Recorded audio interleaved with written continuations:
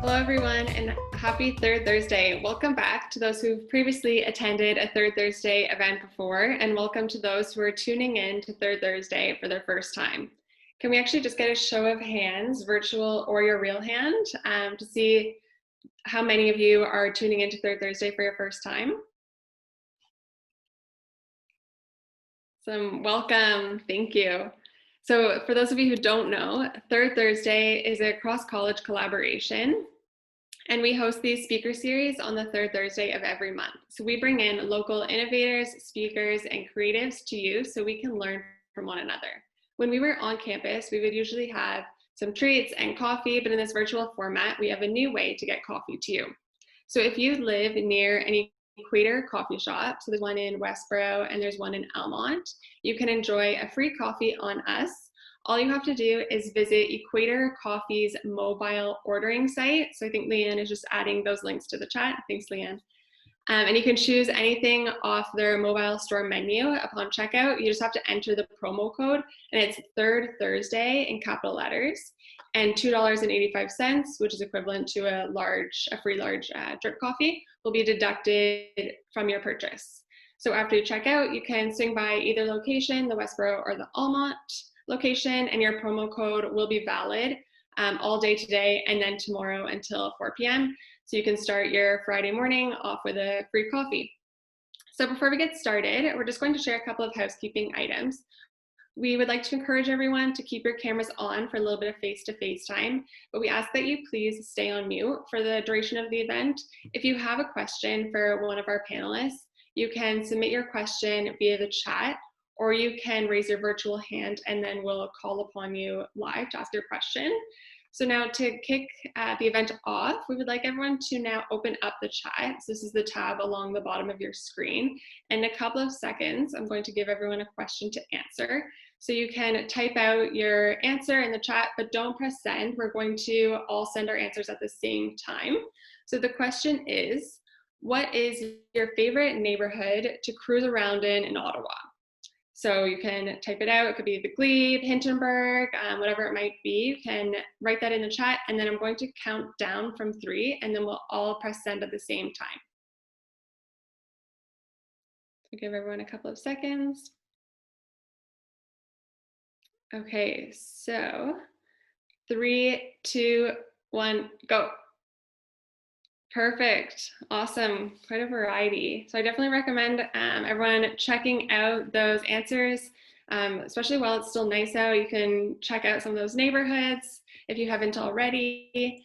And I also just want to mention at the end of the panel discussion, there's going to be an opportunity for all of you to unmute yourselves and share something maybe that's happening in one of those neighborhoods. Maybe you want to give a shout out to a local restaurant, or anywhere that's doing takeout, if you want to share anything, or maybe even just a passion project or your side hustle. So we'll open this up after the panel discussion, so you can think about what you might want to share at that time. So now I'm going to ask Ryan to share his screen. We're going to play a quick clip about what Third Thursday is and share a little bit of background on our featured panelists. So Ryan?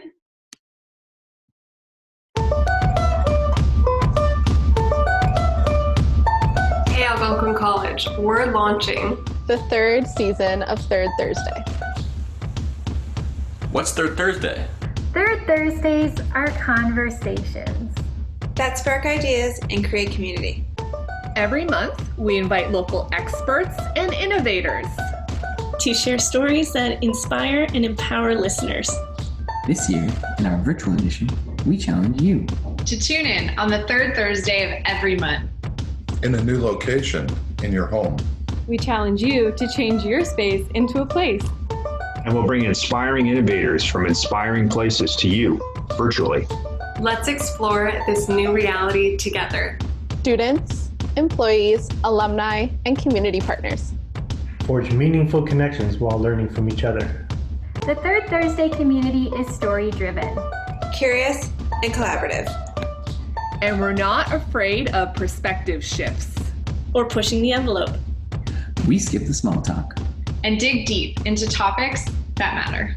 We're here to fuel dreams through dialogue and to turn passion into purpose. Come and be a part of the story.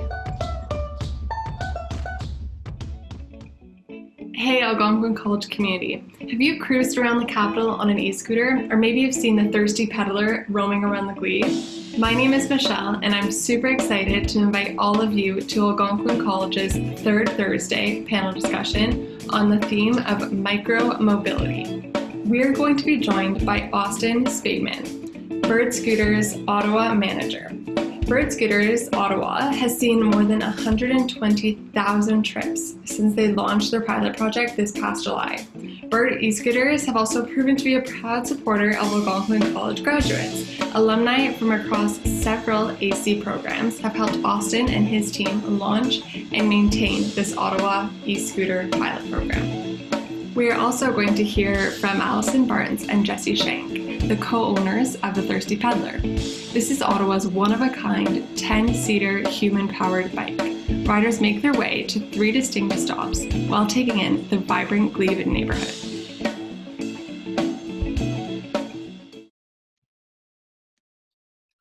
So thank you, Ryan.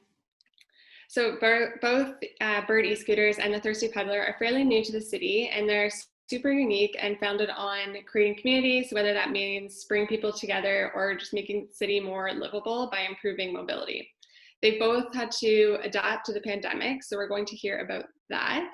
So without further ado, we have Austin Spademan from Bird e-scooters and Allison and Jessie Schenk joining us from the Thursty Pedaler. So Jessie and Allison, we're going to start with you guys. Can you tell us a little bit about the concept of the Thursty Pedaler and where you found inspiration in launching the bike? Yeah, absolutely. So there's actually party bikes is what we call the vehicle all over the States. It originated in Amsterdam, where you'll see more bikes on the road than vehicles. And it was, we were in Nashville when we saw it and thought, this is really fun. It's a different market there, but we wanted to prove that Ottawa wasn't the city that fun forgot, and we could bring something unique and different in like the entertainment industry to Ottawa. So we put the wheels in motion, no pun intended, and started working with the city to get the Thursty Pedaler approved and permitted to be on the road in the Glebe. Perfect, thank you. And then Austin, can you tell us a little bit about e-scooters? And I'm sure most of us have seen them just around the neighborhood or like the downtown core areas, but just how they work and the concept behind them. Yeah, so in terms of the technology, it was introduced actually 3 years ago now in Santa Monica, and Bird Rides out of the US was the first provider that really introduced them.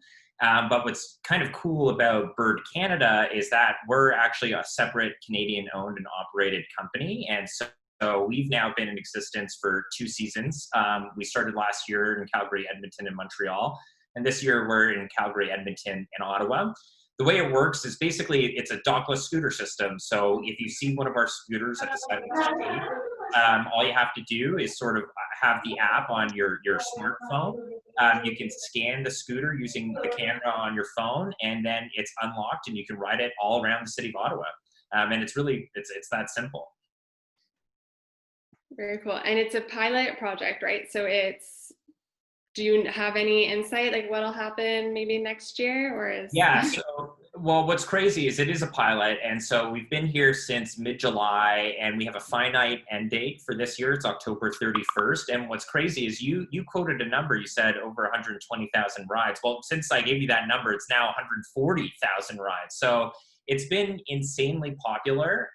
And I think a lot of the concerns that people had, like that they were going to be all over the sidewalks and that it was going to be a menace for the general public, have not come to fruition. So at this point, I feel relatively confident, although I can never be positive, that we're going to be back and stronger than ever in 2021. Awesome, that's good to hear. Yeah, I know, well, actually that leads me to the next question, but about obstacles that you've had to face, like when launching, and I haven't heard too much about or too many complaints, but I know like there'll be some things on Twitter or like photos about a scooter being on someone's driveway or something. So is that? It's funny. Some of the complaints have been like as petty as somebody had a scooter left near their rose bushes, and so they penned a letter to like the Ottawa Citizen. So, you know, we're in an extremely political space. Like we're a highly visible product in the sense that it's on the sidewalk, it's in the furniture zone of the sidewalk, which is where you see like telephone poles and benches and newspaper boxes. That's where they're supposed to be parked, but like they're in sight for everybody, and everybody has an opinion. And the people that don't like us have a lot of different avenues that they can make very public, a misparked e-scooter, as you mentioned, on Twitter. So, we're in a space where it's not acceptable to like just, say, oh, that's the rider's fault. It doesn't matter if a rider misparked it, despite our education efforts to tell them how to park it appropriately. We are responsible as a company. And so we have to have mitigation measures. So I see Pratik on my team just joined the call. He's an Algonquin student. And, it relies on our team to be able to move those scooters within, for example, our record or average time to move a scooter is 8 minutes, which is really quick. Our record's 2 minutes. So we're fast, and we have a team that's highly qualified, like Pratik, that's how we get it done. We just have to be really efficient at managing people's complaints and responding to them efficiently. Yeah, I can imagine with social media now, that might be a challenge. And what about, so Allison and Jessie, I'll come over to you guys. Have you had to face it or been faced with any obstacles about being on the road in the Glebe in particular? I know that's sometimes the neighborhood. Yeah, I mean, for the most part, everyone was pretty open to the idea of us driving down blaring music in the Glebe, I suppose. But we definitely have, a couple of people that reach out, especially when we're driving through residential areas. It's kind of tough sometimes, because when you're driving down and playing music and everyone's kind of having a blast, the people come out on their porches and they'll wave, and kids are dancing, and that's a really neat feeling when you're driving through. But then when you get the emails that are kind of being like, the music was too loud, or you're all hooting and hollering and this is a quiet residential street, and you're just trying to find out what the best balance is, or you're trying to curate a playlist to make sure that, when you're driving through the residential streets, you maybe play a little bit of a quieter song.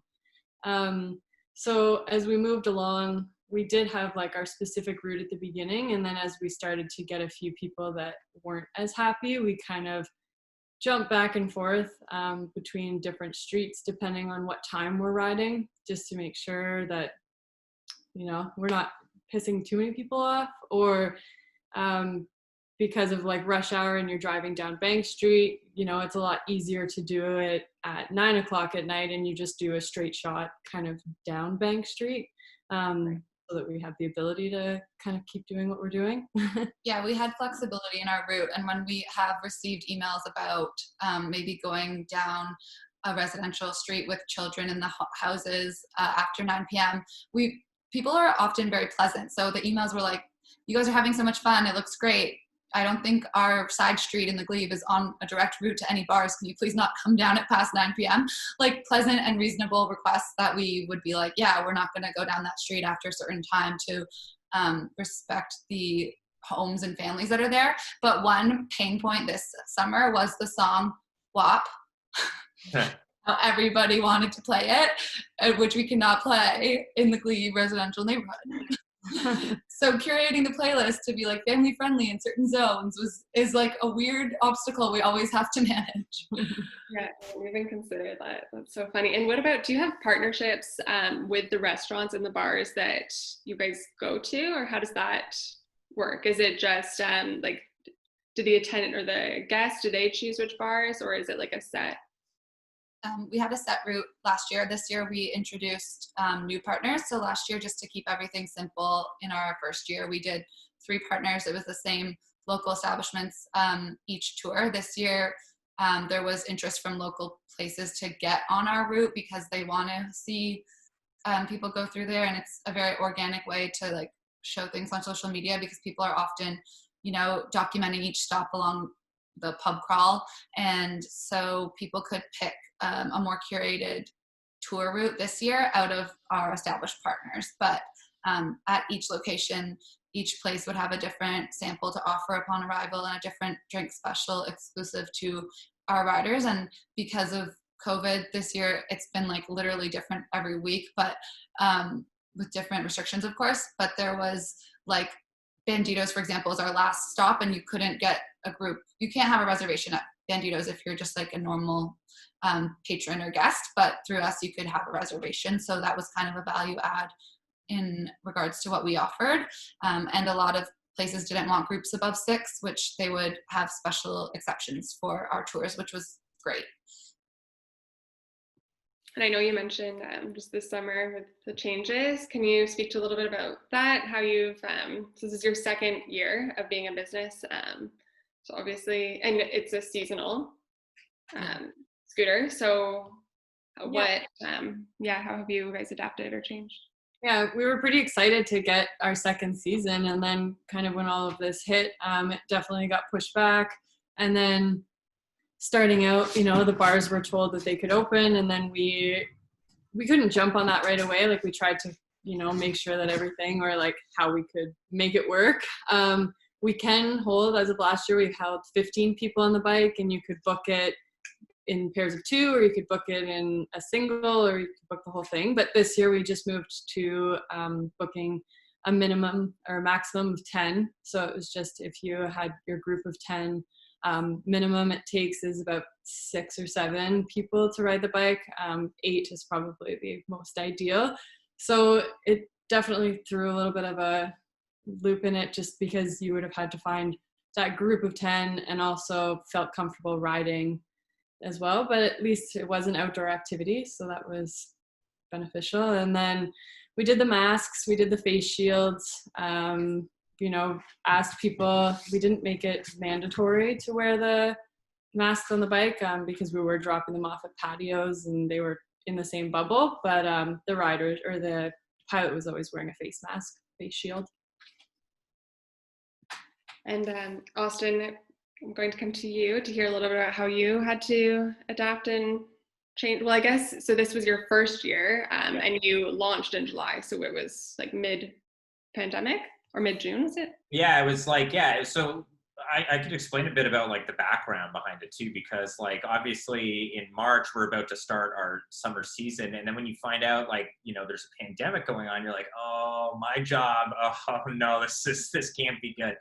But what's crazy is like, and then, the city of Toronto, which was a city that we were expecting to move forward, actually had a city council decision that was such an anticlimax. The city council decision was, we need to think about it more. Like that was the big decision that they made.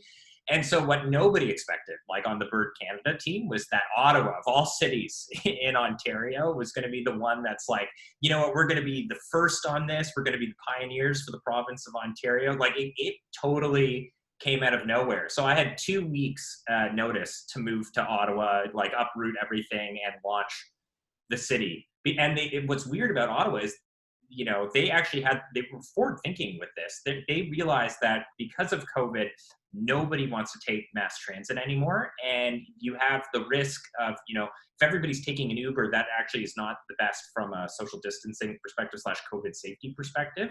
But you need something else other than transit to prevent people gathering in crowds and still having mobility options. So they actually saw e-scooters as a way for COVID, transport-friendly options, basically. And they are.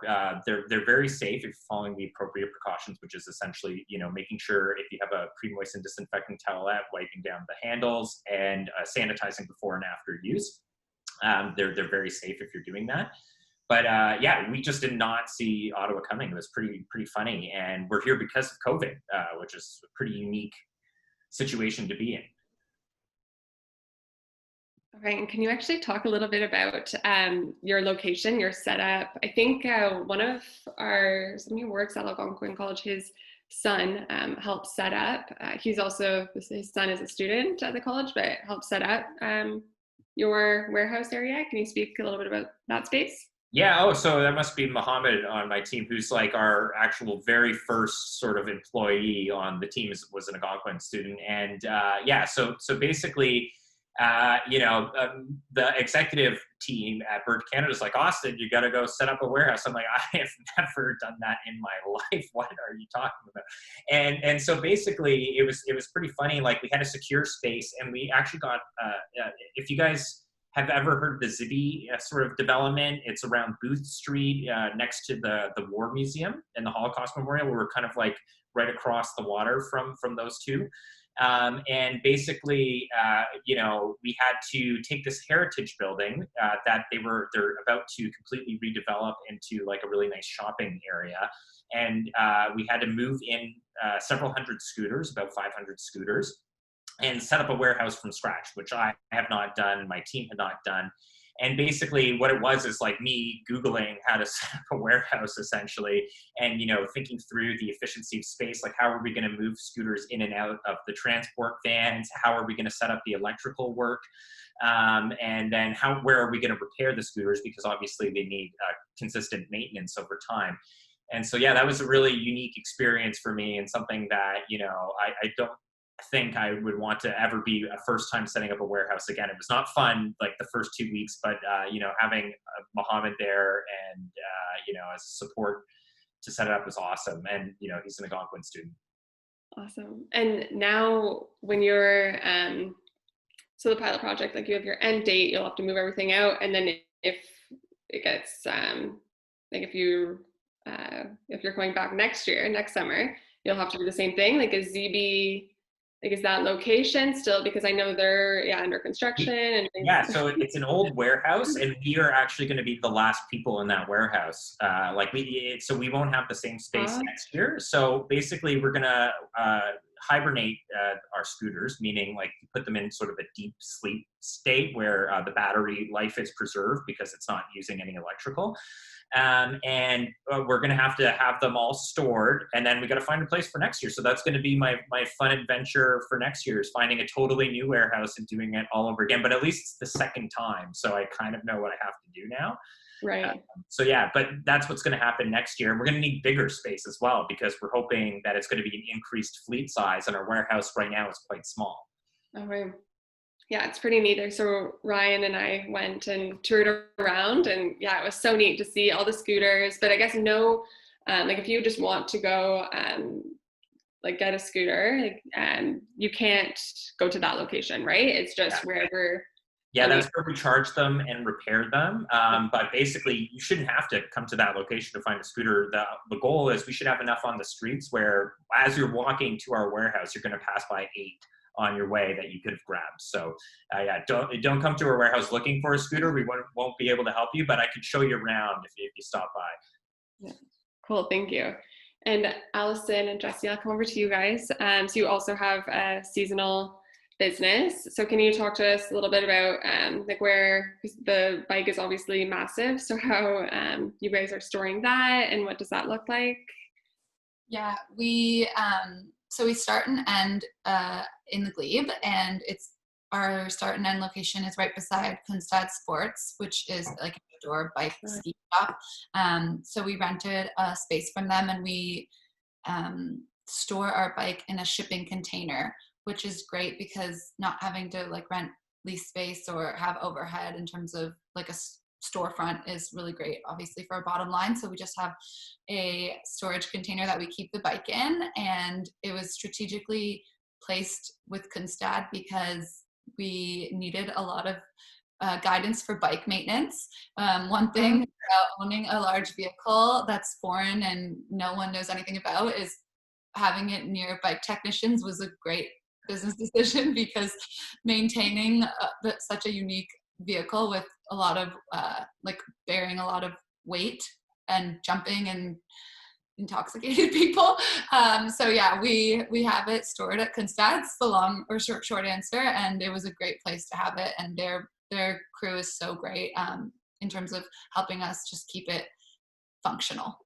How did you get how did you get the bike to Ottawa, or how was it built here, or what was that? Was a learning curve as well. We ordered it from overseas, so it came on an ocean freight, and it arrived damaged, so we had to repair it before we could even launch. And just delivery from ocean freight is often inaccurate from what they tell you it'll be. So we didn't really know our launch date. It was very like reactive, as opposed to being like, we're going to start this date. So we like got the thing, it was damaged, we had to repair it a bit, and then we were like, okay, we can go. So we just kind of showed up one day, but luckily the bike is like a rolling billboard. So yes, yeah, And even I know you mentioned before about marketing. So like any attendee or anyone who's on the bike, they're taking photos, and that's like I think that's even how I first came across the Thursty Pedaler, just seeing it on my Instagram.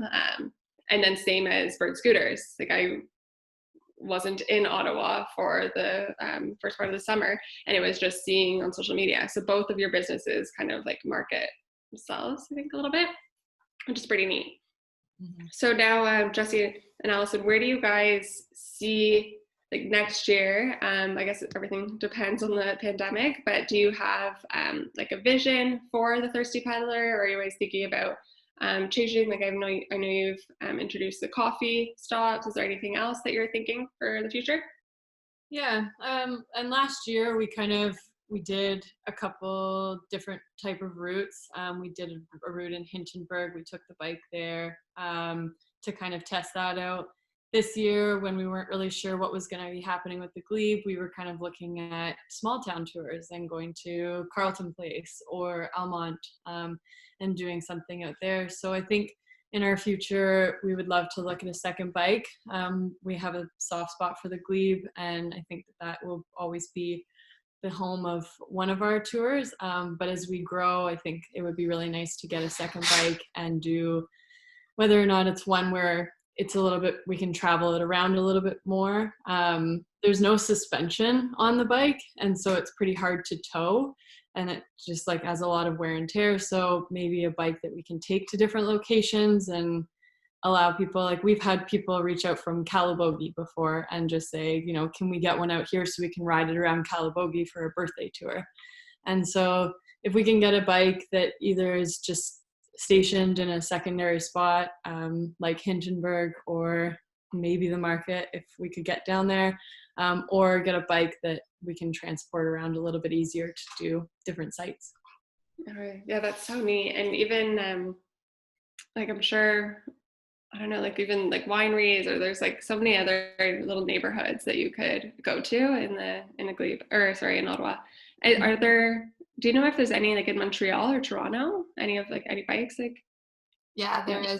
It's funny because Sean was mentioning the locations that Bird was in first in Canada, and their party bikes existed in Montreal first in Canada, then Kelowna and Victoria, and then Calgary and Edmonton before we launched. So we kind of reached out to the different owners in those locations to understand what types of challenges they had before operating and get their insight and advice, which was really helpful. I met with one of the owners in Kelowna, and he and I went for coffee, and he walked in and he was like, my mentor told me not to like give everything away because I could like, you know, charge a consulting fee or whatever, but you look like a great person. And he just told me like everything he could tell me, because like he's in Kelowna and we're in Ottawa. So he was like, I'd rather help you, and if I can save you from going through some of the challenges that I did, then that's great. So he was just, you know, a lovely Canadian man.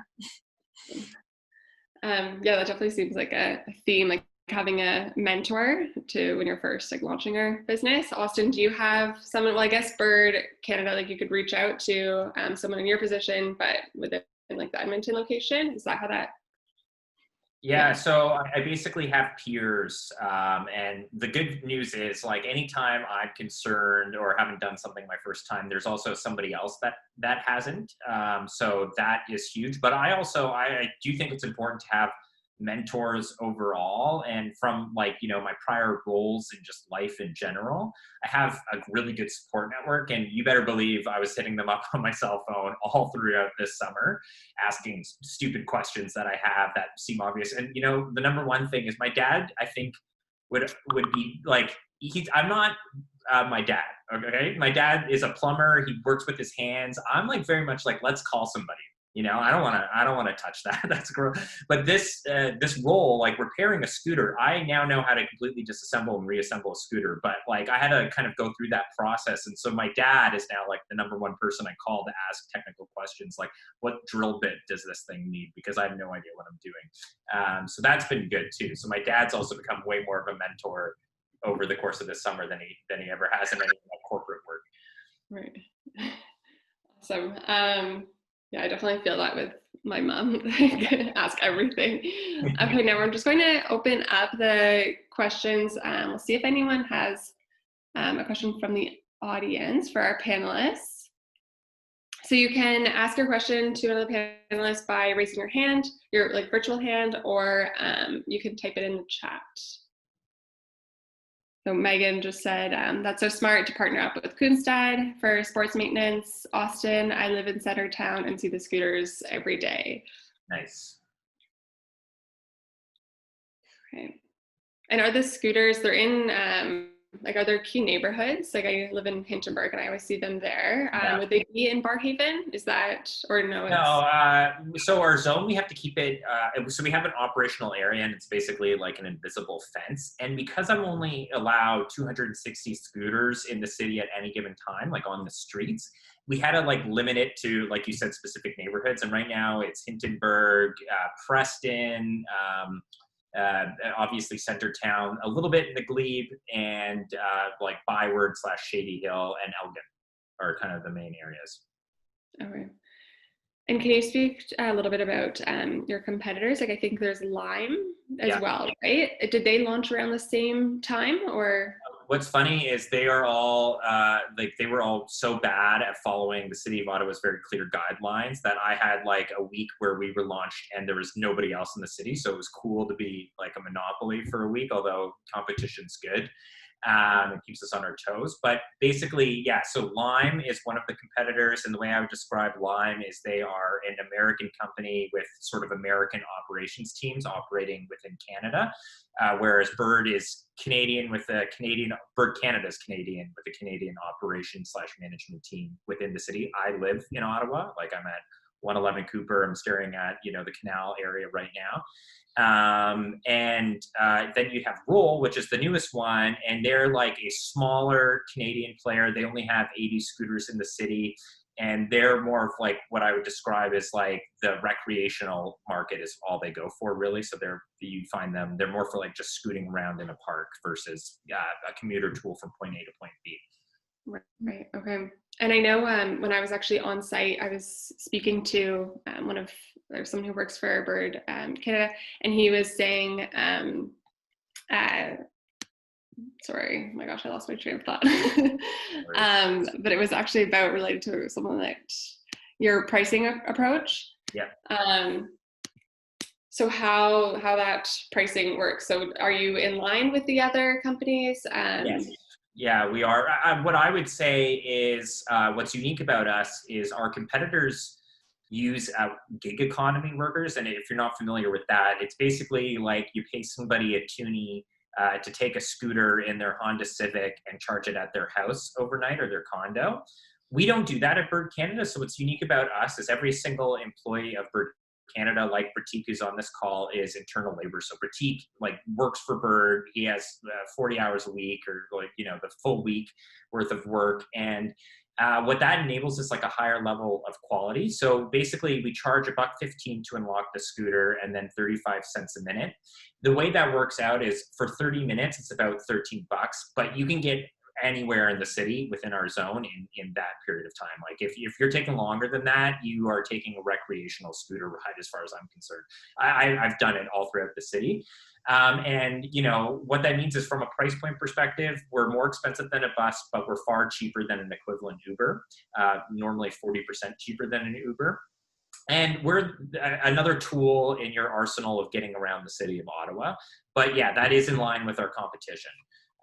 But yeah, that's what you're paying for. People always ask, why does it cost that? Well, you know, we have internal labor that we like to pay, you know, fair wage to do their work. So that's what it equates to. And do you have to be a certain age to ride the scooters? And yes, on the stickers on our scooters, it says 18. However, you will not be legally at risk if you are 16 or older, as per the Highway Traffic Act of Ontario. Okay. And how many staff members do you have working for your location? 25, although we're flexible, right? So not everybody wants to work 40 hours a week. Some people want to come in for a day. Some people want to come in for 4-hour shifts. So we're very flexible. So it's a bit of full-time plus part-time in terms of the hours people are working. Okay. And what about Jessie and Allison? How many staff, do you guys have staff working for you guys, or how does that work? Yeah, we had this year at the beginning just us for a while because we wanted to make sure we could manage all of the protocols and, you know, new safety precautions or measures that we needed to adhere by. But then we brought back some staff from last year and had some new staff. So we had 2 male party pilots is what we call our staff, and so cute. 2 female party pilots. So there was 4 staff and then Allison and I. So we were a team of 6. Okay. And do you have to be a minimum age to go on the party bike? Yeah, our main offering obviously focuses a bit around alcohol consumption as we're a pub crawl. So we have the minimum age is 19 just to be safe legally. But our insurance covers age like 16 and above.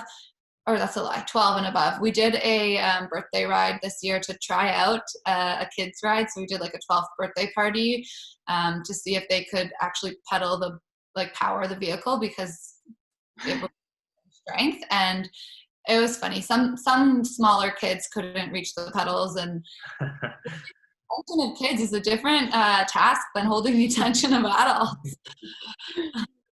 And I know, like on your website, you have different clientele. So you have bachelorette parties, birthday parties. There's a question here just about your marketing. So how do you approach marketing and reach these target markets? Good question. You definitely have a target market of like 20 to 40-year-olds. It's people that aren't afraid to be physically active. Like if you don't want to earn your beer and pedal, like some people are like, why would you pay to do that to get to the so it's like a physically active kind of young person that likes to, you know, be on social media and throw things on the internet, share their fun experiences. But we do a lot of Instagram promotion and then just having it out and about. We had a ton of things planned this year that didn't come to fruition, obviously, like a lot of people, but we were going to partner and have the bike at Red Blacks games to get maximum exposure because we do go through Lansdowne and have partnerships with local Lansdowne establishments. So we wanted to kind of get our bike seen when there was like games going on. That didn't happen. It was also just completely transparently speaking, very uncomfortable to market this year because some people are like, we don't want to see any social gatherings and there's no way all of you are from the same household. So we were a bit kind of muted this year because we just didn't want to promote gathering outside of, you know, your bubble, and it's hard to police that, who's coming from where. So it was just hard. Right. And do you have any like tips? There's just a question. Any advice for students who want to be entrepreneurs or start their own business? I thought what Austin said was so applicable about, you know, he had never started or sourced or set up a warehouse before and was Googling it. Like I was using it says, if you think you can do it but don't know how, just say yes and figure it out. Like Google that shit, because there was no playbook on how to bring a party bike to Ottawa. And I'm sure like you can look at what other cities have done for Bird and similar businesses, but you're going to have your own unique challenges. And the best way to figure something out is to just do it and then reiterate from there and get better. Like whoever friggin' made Jurassic Park, like it wasn't their first film. So you got to start somewhere and then hopefully you'll get better and better as you go on and learn and grow and, you know, sharpen all of your skills. Yeah, and you're still adapting and rolling with it. Just things are constantly changing. Very challenging. And Austin, just come to you just to touch a little bit on your marketing and then any tips that you would give to any students who might be in an entrepreneurship program or anyone just looking to start or move their business forward. Yeah. So what's funny is, you know, when we first came to Ottawa, there were so many people like, hey, like, are you guys doing paid partnerships? I'm like, listen, we're Canadian, which means that we have a Canadian marketing budget, which is like virtually zero. So, you know, the real thing is what could we do for free? And what's funny about marketing in Ottawa is like, you know, I have TikTok and like it's a silly app, but like there's like Ottawa influencers that I would see like they're on a bird. I'm like, oh my goodness, like I'll message them from the bird account. And, you know, we built relationships with local people, and that's in all likelihood why you saw us. I believe it's probably Instagram, right? Like, and the fact is, because we were new, the people were naturally taking Instagrams as well. But, you know, we focused on the organics and built up from there. And we do have kind of more coordinated marketing efforts, but that's only because I'm now friends with a few of the influencers that, you know, we're producing content anyhow. And I mean, it's all favor based, to be perfectly honest, like, you know, free scooter ride for a video, like, you know, and so we make do with the very limited resources we have on the marketing side. But then with regards to entrepreneurship, you know, I would say I had a really cushy corporate job before coming to Bird Canada, and you know, I'm not necessarily, it's not my own business, but in terms of the Ottawa market, like I manage the budget, I determine how many people to hire. It's my job to manage, like, you know, the revenue that scooter rides bring in versus the costs. So in all essence, like I kind of am like a micro business owner in that sense, although I have a higher sort of executive suite above me. But like everybody told me it was crazy risky and, you know, not to do it, but I didn't view it as a risk. I viewed it as an opportunity. And I think, you know, kind of building on all the great advice that Thursty Pedaler gave, it's like, if you view something like, I think this is an opportunity, like there's something here, just go with kind of your gut. And like, you know, you got to roll the dice a little bit in life. You got to spice things up. Don't be afraid to kind of jump into something, and of course do it in your own way. But that's what I did, and it's paid dividends. Like I love this role, and this has been probably the coolest work experience I've ever had in my entire life.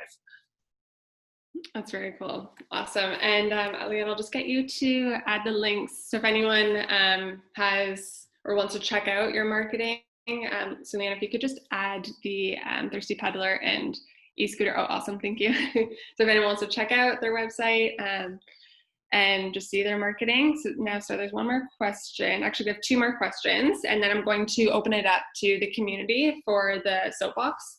So Austin, do you know anything about if there's a Bird e-scooter in Toronto right now?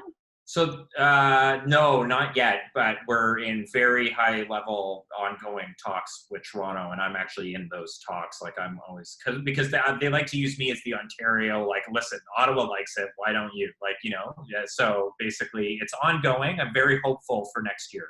Although Toronto, it's like so political, you have no idea. It's crazy. I have no, like, I don't like to get my hopes up with Toronto. They're like a very flimsy city in terms of flip-flopping on whatever direction. Right. You'd think even Ottawa just being like, is there ever, sorry, this is not one of the questions, but if someone brings a scooter onto into Quebec, then like, are they only supposed to be operated within Ottawa? Die right up before the bridge. So if you're taking a scooter to get back, I'm going to see that. I will personally drive after you in the minivan and be like, stop walking that scooter into Quebec. So don't do that, please. Okay, so we'll just have the last question. How long did it take to get the city's approval to allow Bird scooters on the streets, and what was the process involved? Okay, so I'll answer that really quickly. It took 30 minutes of a city council debate, 30 minutes to get approved. It took 2 years of lobbying, 2 years of lobbying to get any progress. It's crazy how long it takes. But you know, once they made the decision, it happens super quick. And then we had 2 weeks notice to come into the city. So yeah, it's crazy how it works. Toronto's been 3 years now. Vancouver's 3 years. Like it's a long cycle to get cities on board. But now that we have Ottawa, now that we have Calgary and Edmonton with multi-year relationships in those cities, and Ottawa, I think, is going to be supportive, you'll see the rest of the country, I think, fall like dominoes into next year. Like there'll be a lot more cities coming on board. Okay, great. And sorry, what about Allison and Jessie? Did you, for getting approved to be on the streets, was that a long process, or what was that? Yeah, I mean, not quite as long, but it, you know, like Austin said, it happens really quick once the approval does come through. So probably about 8 months to a year of kind of just chatting with everybody, getting the right information, seeing who we have to approach, what kind of permits, because we were such a new model. You know, are we a bike? Are we a car? What are we? There was a lot of gray area where people were like, we don't really know how to approve you or what kind of permit approval process we need to give you. So after we kind of, you know, had talked to so many people individually, and then, yeah, it's that half an hour meeting where we just kind of go through and get everything and tell them what our plan is, and then they give approval so quick, and then you're like, okay, I guess we're allowed to go, and we'll go. Okay, like just now we have to buy a bike from overseas. Here. You don't want to purchase something expensive without the approval, so then it just delays everything when you can actually get what you need in place. Yeah. So patience, which I don't have a lot of, but. Well, it's awesome that both of your companies were approved because, yeah, I think it makes the city just so much more livable, and they're both about kind of community building. I love what Jessie said at the beginning, just about making Ottawa fun, you know, and like Ottawa isn't the city that was forgotten. And yeah, no, it's great to have both of your companies. So we'll open it up to the community, the attendees who are online. If there's anything you want to share, if it's a shout out to a local business, maybe there's a restaurant that's offering takeout or anything that you'd like to recommend that others check out in our community, you can just raise your hand, and then I'll call upon you and you can just unmute yourself and you can share it with the group. Yeah, no one has their hand up yet, but I would just like to share for any Algonquin College students online, we do have the escape room event. So the escape room is, I think they're located in Hintonburg actually, but they've created a virtual format or a virtual event. So we brought that to Algonquin College students, and we have a few spots available. So it's on the Algonquin College Student Services website. You can register. Thank you, Leanne, for adding the link. So you can register for that. It's on October 29th. It's a Thursday. And so you can sign up, and then we'll put you in a group of 4, and it's all via Zoom. So there's clues, and then you're just like on the website. Oh, okay, we have a question, but yeah, I definitely recommend students to sign up for that. Or sorry, Nina, I'll just get you to unmute yourself. Hey, everyone. It's not actually a question. You just said if we can promote any local businesses. So one of our students actually just launched her skincare company a week ago, and it's all zero waste, minimal packaging, a skincare company. So she makes serums and face scrubs and everything. So I'm just sharing, you know, if you all can have a look, I'm just sharing her link in the chat box. Oh, that's so cool. Thank you. I'll definitely check that out. Very cool. Thanks so much for sharing. Does anyone else want to share anything? Maybe a restaurant that they recently tried, or? No. Okay, we'll wrap it up then. So thank you everyone for tuning in today, joining our third Thursday on Micromobility. Thank you, Allison, thank you, Jessie and Austin for joining us today and sharing your business tips. Our next third Thursday is on Thursday, November 19th, and the details will be added to the Algonquin College Student Services website once we go live. So keep checking that page out. Check out the Algonquin College Student Services Instagram and Facebook page for more upcoming events. And thanks again for everyone for tuning in. We'll see you next time. Bye, thanks.